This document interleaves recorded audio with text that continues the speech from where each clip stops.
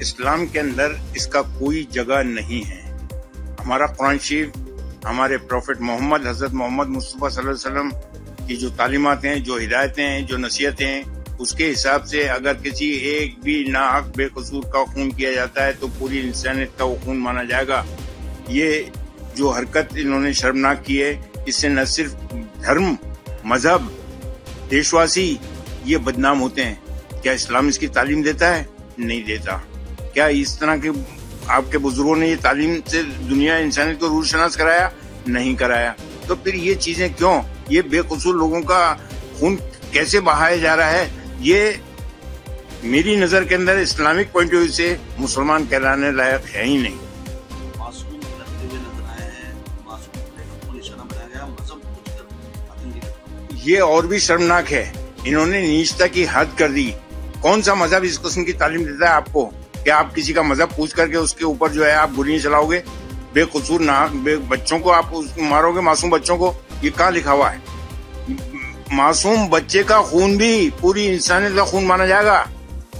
ये इन लोगों को समझना चाहिए। अरे क्यों इस्लाम को बदनाम कर रहे हो? क्यों अपना नाम इस्लाम के ऊपर कर रहे हो? क्यों अपने मुल्क की बदनामी कर रहे हो?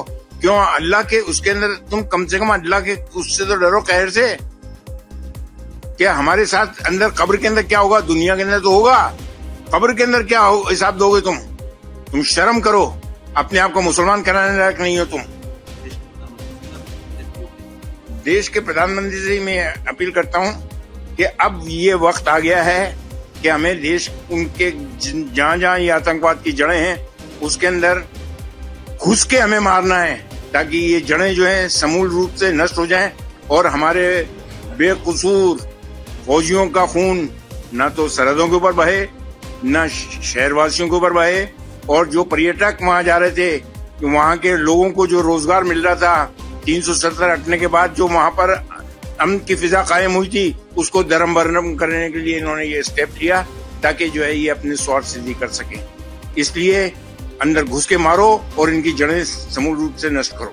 4 स्टेप जारी हुए हैं जिसमें 2 लोग हैं, 2 पाकिस्तानी स्टेप। जहां जो भी हैं उनको घुस के मारा जाए, चाहे वो पाकिस्तानी हो, चाहे वो भूल गए 1965 जब हमने लाहौर पे कब्जा किया था। ये दोबारा चाहते हैं तो जो वो गवर्नर जनरल था अंग्रेज 1947 के अंदर, उसको जिसने भारत का पार्टीशन किया था, उसके ऊपर आप वापस कब्जा करो कि उसको ये पार्टीशन करने का कोई राइट नहीं था। जिना औरों ने करा, दूसरा जिना पैदा नहीं होगा। अब हमें वापस उसके अंदर भारत का हिस्सा है, भारत को एक करना पड़ेगा। इस वक्त दहशत गर्दाना वाक़िया पेश आया है। हमारी पूरी रियासत के उलमा बिरादरी और हमारी यहाँ की आवाम और मुकम्मल पूरे हिंदुस्तानी इसके सख्त अल्फाज में मजम्मती कलिमात बयान करते हैं। चूँकि ये एक बुज़दिलाना हमला है और इस तरह की हरकतें करके क्या बताना चाहते हैं ये हमें समझ में नहीं आता। चूँकि आप भी इस बात से अच्छी तरह वाकिफ़ हैं, ये मुल्क हिंदुस्तान है और हिंदुस्तान से हम मोहब्बत करते हैं। अभी कश्मीरी भाई भी रात में कैंडल लाइट जला के ये पैगाम दिया था कि इस मुल्क को हम रोशन करेंगे, सारे जहां से अच्छा हिंदुस्तान हमारा, हम बुलबुलें हैं इसकी, ये गुलसिता हमारा। ये दहशतगर्दाना हमला टूरिस्ट पे करके, क्योंकि मैं भी पहलगाम गया हूँ, कश्मीर गया हूँ, श्रीनगर गया हूँ। हमारे शिमोगा के एक फैमिली वहाँ श्रीनगर में एक शिकारे में बैठ के जा रहे हैं और अपनी बात कह रहे हैं, और उसके बाद पहलगाम भी गए हैं। वहाँ इस हादसे का वो शिकार हो गए, शहादत पा गए। 27 लोग इस वाक़ये में शहादत पाए हैं और तकरीबन 12 अफराद इससे मुतासिर होकर ज़ख्मी हुए हैं। सख्त अल्फाज में हम इसकी मजम्मत करते हैं और हुकूमत हिंद से हम पुरजोर मुतालबा करते हैं कि आप इन दहशत गर्दों को पकड़ें और इनको ये ऐसी इबरतनाक सज़ा दें कि फिर कभी किसी दहशत गर्द को इस तरह का हमला करने की हिम्मत हो ना पाए।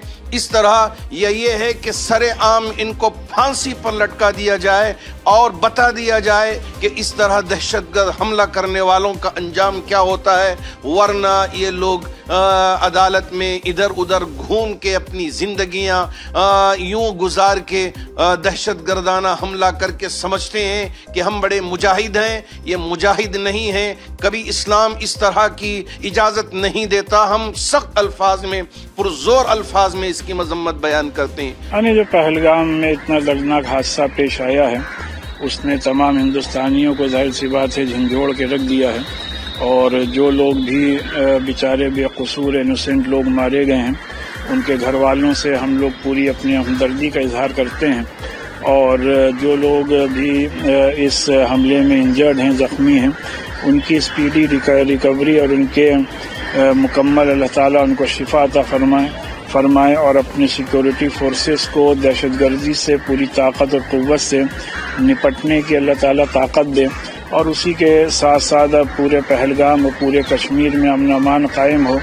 और हमारी पहलगाम और पूरे कश्मीर की आवाम से ये अपील है कि हर तरीके से पीस और कम्युनल हारमनी को इंश्योर करते हुए वहाँ पे जितने भी टूरिस्ट हैं उनकी हर तरीके से सेफ्टी, सिक्योरिटी और उनकी हर मुमकिन मदद करें, और पूरे कश्मीर को हर तरीके के आतंकवाद से हमेशा के लिए अल्लाह ताला नजात दे। इन तमाम बातों के लिए आपने देखा भी हमारे यहाँ दारुल उलूम फरंगी महल लखनऊ और शाहीन एकेडमी लखनऊ के बच्चों ने जमा होकर के सवेरे सवेरे ये खुसूसी दुआ की है, और हम लोग उन तमाम लोगों के साथ इस गम की घड़ी में बराबर से शरीक हैं, और हुकूमत से डिमांड करते हैं कि जो लोग भी कसूरवार हैं उनके खिलाफ उनको सख्त से सख्त सज़ा को यकीनी बनाया जाए। जम्मू कश्मीर के पहलगाम में जिस तरह से आतंकवादियों द्वारा कायरतापूर्वक हमारे भारत के 26 बेगुनाह निर्दोष लोगों की निर्मम हत्याएं की हैं, जिससे पूरा देश आक्रोशित है। हम चाहते हैं कि इसका बदला जल्द से जल्द लिया जाए। माननीय प्रधानमंत्री नरेंद्र मोदी जी भी सऊदीया से बीच में ही प्रोग्राम छोड़कर भारत आ चुके हैं। जिस तरह से आतंकवादियों ने धर्म का नाम लेकर निर्मम हत्याएं की हैं, तो ऐसे आतंकवादियों के खात्मे का समय अब आ गया है। विदेशों से भी भारत का समर्थन माननीय नरेंद्र मोदी जी के नेतृत्व में आतंकवादी गंदगी को इस भारत से खत्म करने का और सूपड़ा साफ करने का वक्त अब आ गया है, और इनका सूपड़ा साफ होना तय है। और मैं दूसरी बात ये बता दूं कि भारत में भी जिस तरह से कुछ लोग इस हमले की आड़ में राजनीति कर रहे हैं, और ये एक तो ऐसे लोगों को राजनीति करने से बाज आना चाहिए, और ऐसे लोगों को चिन्हित करने की भी ज़रूरत है कि इनकी मानसिकता क्या है, और क्या इनकी मानसिकता आतंकवादियों के लिए सिंपैथी की तो नहीं है। तो कहीं ना कहीं इस तरह की राजनीति से राष्ट्रीय हित का नुकसान है। तो ऐसे लोगों को भी चिन्हित किया जाए, और ऐसे लोगों को बाज आना चाहिए इस तरह की हरकतों से। तो हम तो यही मांग कर रहे हैं कि अब जिस तरह से धर्म का नाम लेकर ये निर्मम हत्याएं हुई हैं, अब आतंकवादियों का सफाया भारत की धरती से होगा, और ऐसे आतंकवादियों का ठिकाना जहन्नम होगा। इन्हें कहीं भी जहन्नम के अलावा जगह नहीं मिलेगी, और इन्हें माफ नहीं किया जाएगा। আমাদের ভিডিও ভালো লাগলে লাইক এবং শেয়ার করুন, কমেন্ট সেকশনে গিয়ে জানান আপনাদের মতামত। আরো ভিডিও পেতে আমাদের চ্যানেল সাবস্ক্রাইব করুন এবং প্রতি মুহূর্তে খবরের আপডেট পেতে প্রেস করুন বেল আইকন।